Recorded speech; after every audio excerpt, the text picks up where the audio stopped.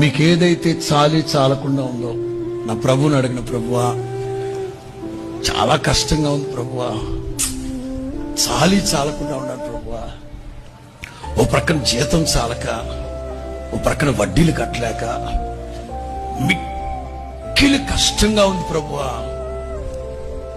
అట్లాగని లంచాలు తీసుకోమాకండి, అట్లాగని మంచాలు వేయమాకండి.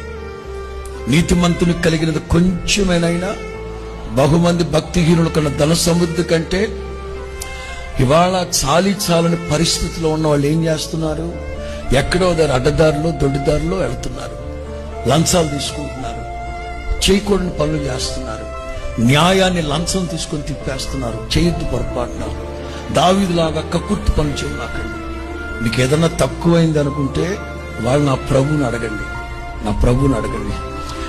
ఖచ్చితంగా నా ప్రభు అడిగిన వాటికంటే, ఊహించిన వాటికంటే అత్యధికంగా నా ప్రభు చేసి మిమ్మల్ని బట్టి నా దేవుడు మహిమ తెచ్చుకొను గాక.